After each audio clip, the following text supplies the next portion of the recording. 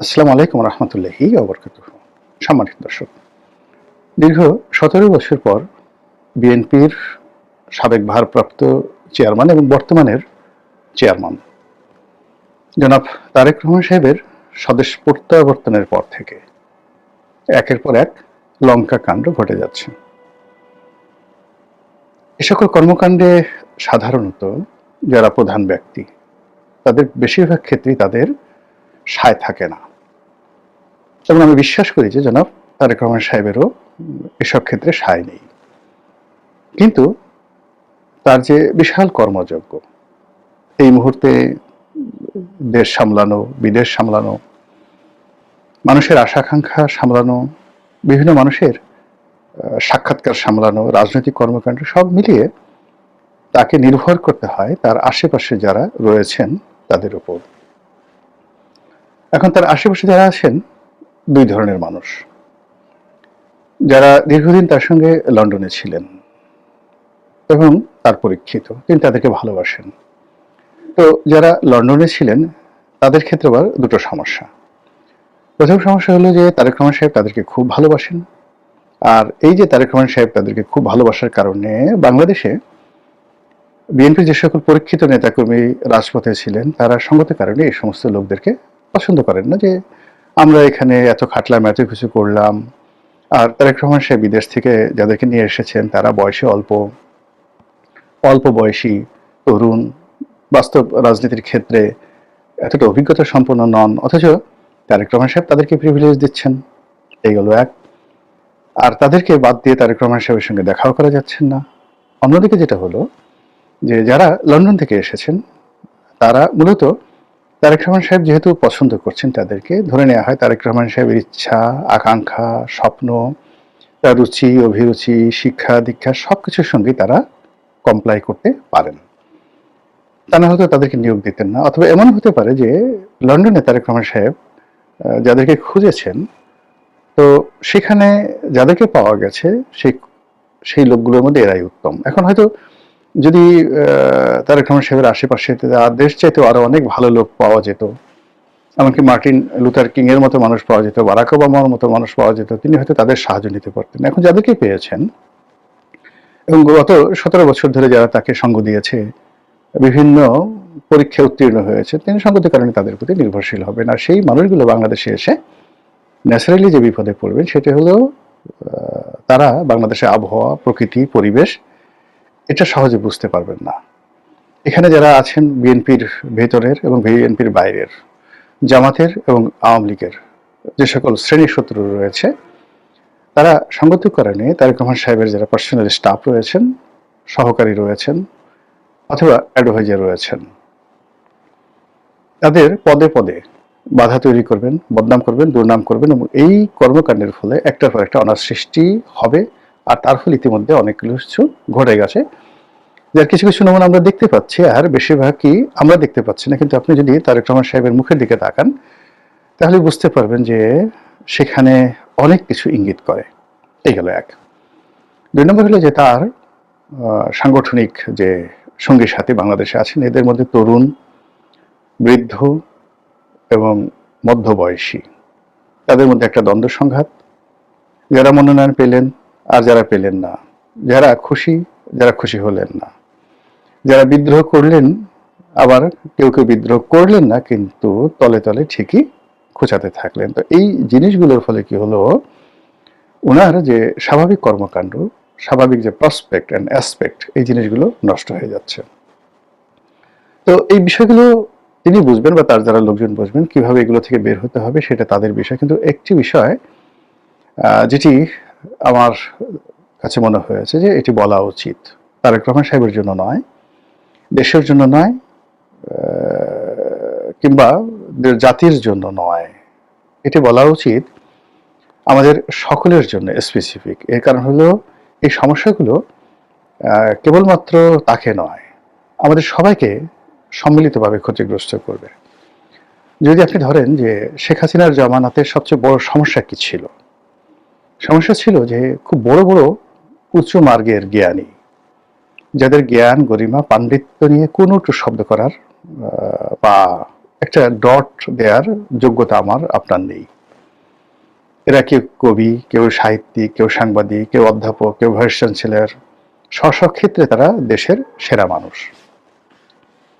তো সেই মানুষগুলো যখন শেখ হাসিনার সামনে গিয়ে ফ্ল্যাটারিং করতেন, মিথ্যা কথা বলতেন, তাকে প্রশংসা করতেন, মিথ্যা প্রশংসা করতেন, ওই প্রশংসা মানে বিষ, মানে সাপের বিষের চাইতেও ডেঞ্জারাস।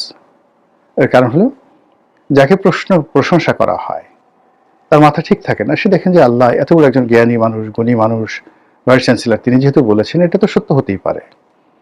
তো এইভাবে সাংবাদিক, সাহিত্যিক, আমলা, দলীয় পান্ডা সবাই যে একটা তেলের ভান্ডার শেখ হাসিনার জন্য তৈরি করে ফেলেছিলেন, সেই তেলের ভান্ডারের কারণে পুরো গণভবন, প্রধানমন্ত্রীর কার্যালয়, আওয়ামী লীগের কেন্দ্রীয় কার্যালয় রীতিমতো এতটা পিচ্ছিল হয়ে পড়েছিল যে ওটা অতিক্রম করে দলের যারা নেতাকর্মী, যাদের হৃদয়ে নৌকা ছিল, বঙ্গবন্ধু ছিল, জয় বাংলা ছিল, এবং যারা মনে প্রাণে শেখ হাসিনার কল্যাণ কামনা করতেন, তাদের আসলে কাছাকাছি যাওয়াটাই সম্ভব ছিল না। এবং ধীরে ধীরে তিনি বাস্তবতা থেকে বিচ্ছিন্ন হয়ে পড়েছিলেন এবং একটা সময় এই সুযোগটি গ্রহণ করে সামরিক বাহিনী, তারপর তার এসএসএফ বাহিনী, পুলিশ বাহিনী এবং এই বাহিনীর যে সকল দলীয় পান্ডা ছিল, তারা তাকে সম্পূর্ণভাবে নিরাপত্তার নামে ভয় দেখিয়ে, জঙ্গি আতঙ্ক দেখিয়ে তাকে জনবিচ্ছিন্ন করে ফেলে এবং তার পরিণতি তাকে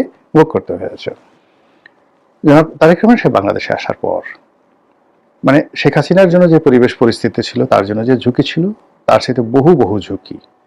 এবং এই মুহূর্তে বাংলাদেশে চলমান যে সমস্যা, আগামীতে যারা ক্ষমতা আসবে বা এখন যারা আছে তাদের জন্য এই সকল সমস্যার সমাধান করা, শেখ হাসিনার জামানাতে যে আমলাতন্ত্র ছিল, বিধি ব্যবস্থা ছিল, যেহেতু সেগুলো ভেঙে পড়েছে, সত্যিকার অর্থে এখন যারা আছেন তাদের জন্য খুবই কঠিন, আগামীতে যারা আসবেন তাদের জন্য আরো কঠিন হবে। শেখ হাসিনা যে ঋণ রেখে গিয়েছিলেন গত 17 মাসে, 18 মাসে, সেই ঋণ বহু অংশে বেড়ে গেছে। শেখ হাসিনা জামানাতে যে রেভিনিউ কালেকশন ছিল সেটা বহুল অংশে কমে গেছে, এখন সরকারের ডেপ্রিসিয়েশনে আছে। এর বাইরে শেখ হাসিনার জামানাতে সিভিল সোসাইটি ছিল, গণমাধ্যম ছিল, তেলবাচ্চি চলতো, তার সঙ্গে সঙ্গে আবার টেলিভিশনগুলোতে ভীষণ রকম প্রতিযোগিতামূলক মানে টকশো হতো, সভা সমিতি সেমিনার হতো, এমনকি রাজপথে গালাগালি হতো। এবং শেখ হাসিনা, ওয়াইদুল কাদের থেকে শুরু করে সবাইকে অকথ্য ভাষায় গালাগাল করা হতো। কিন্তু সেই জিনিসগুলো এখন নেই, একেবারেই নেই।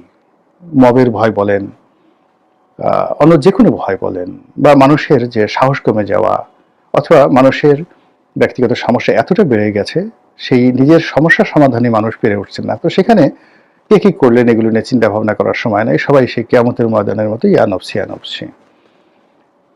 তো সেই দিক থেকে জনাব তারেক রহমান সাহেবকে নিয়ে এই মুহূর্তে বাংলাদেশে যা কিছু হচ্ছে, মানে সবাই তাকে একেবারে প্রধানমন্ত্রী পদে বসিয়ে দিয়েছেন, ভবিষ্যৎ প্রধানমন্ত্রী, দেশ নায়ক, দেশ নেতা, তারপর কিংবদন্তির নানা রকম উপাধি তাকে দেওয়ার চেষ্টা করছেন। বেচারা প্রাণান্ত চেষ্টা করছেন সাধারণ পোশাক পরার, সাধারণ চেয়ারে বসার, মানুষজন ঝাঁপিয়ে পড়ছে তার পায়ে কদমবুচি করার জন্য তিনি দূরে সরে যাওয়ার চেষ্টা করছেন, বিভিন্ন মানুষকে সম্মান দেখানোর চেষ্টা করছেন। কিন্তু এই কাজগুলো তিনি যত বেশি করছেন, তেলবাজরা তত বেশি ডায়নামিক হচ্ছেন, তত বেশি সতর্ক হচ্ছেন, এবং তত বেশি মানে যাকে বলে সিনথেটিক অয়েল, নর্মাল অয়েল নয়, সিনথেটিক অয়েল নিয়ে প্রাণান্ত চেষ্টা করছে যে ওনার যে যাত্রাপথ, সেই যাত্রাপথটিকে পিচ্ছিল করে দেওয়ার জন্য, যেন তিনি দাঁড়াতে না পারেন, পড়ে যান, কথা বলতে না পারেন, এলোমেলো হয়ে যান, ভুলভ্রান্ত হয়ে যান। এবং এটারই কিছু লক্ষণ আমরা দেখতে পাচ্ছি।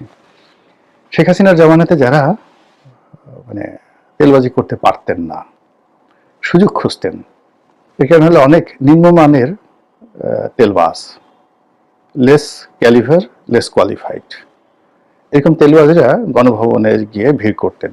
কিন্তু তাদের যারা মানে পিতা মাতা, মানে ওই তেলবাজদের পিতা মাতা, বড় বড় ব্যবসায়ী, বড় বড় সাংবাদিক, বড় বড় সাহিত্যিক, তারা কেউ কেউ বাম ঘরানার, কেউ কেউ হয়তো বিএনপি মাইন্ডেড, কেউ কেউ হয়তো আওয়ামী লীগ মাইন্ডেড। তো তারা তেলবাজি করতে চাইতেন এবং সেই শেখ হাসিনার জমানার মধুমেহ খেতে চাইতেন। কিন্তু ওই যে বললাম না যে চারিপাশে ঘেউ ঘেউ পার্টি এত বেশি ছিল যে তারা যেতে পারতেন না, মনে করতেন যে ওখানে গেলে ইজ্জত থাকবে না। দ্বিতীয়ত হলো যে শেখ হাসিনার আশেপাশে যারা ছিলেন তারা এমন একটা পরিবেশ সৃষ্টি করে ফেলেছিলেন যে ওই সকল ঘেউ ঘেউ পার্টিকে মানে রাজদরবারে প্রবেশ করাবেন শেখ হাসিনা সেই রুচি অভিরুচি উঠে গিয়েছিল। এখন এই গ্রুপটি সদল বলে ঝাঁপিয়ে পড়েছেন। বড় বড় তেলবাস, মানে যারা সাধারণত আন্তর্জাতিক অঙ্গনে তেল দেয়, যারা সেই বিভিন্ন রাজপ্রাসাদে তেল দেয়, হোয়াইট হাউস, এলিসি প্রাসাদ, বাকিংহাম প্যালেসে যারা তেল মারে, এইরকম তেল এখন জনাব তারেক রহমান সাহেবের পেছনে দেওয়ার জন্য, সামনে দেওয়ার জন্য, চারিদিকে ছিটানোর জন্য যে সকল মানুষ তাণ্ডব শুরু করেছে, এই তাণ্ডবে ওনার মানে চলার যে পথ, এই পথটি নষ্ট হয়ে যাচ্ছে। এই গেল এক। বোঝার চেষ্টা করুন যে এই তেলবাজির মধ্যে কি কি বিষয়গুলো নিয়ে আসছে।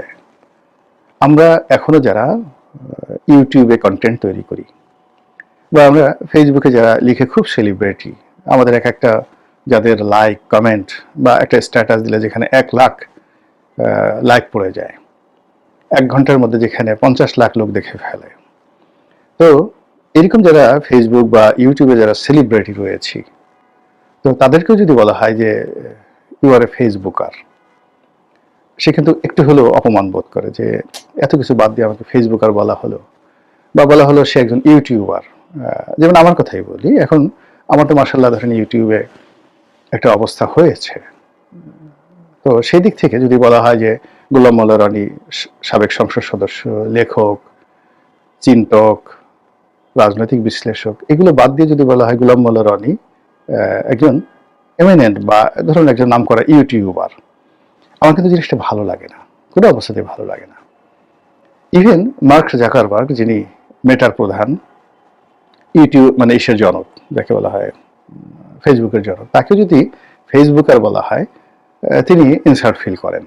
কারণ তিনি এখন ফেসবুক নিয়ে খুবই আনহ্যাপি, ভীষণ রকম আনহ্যাপি। যেভাবে আলফ্রেড নোবেল তার ডিনামাইট নিয়ে আনহ্যাপি ছিলেন, সেরকম তিনি আনহ্যাপি।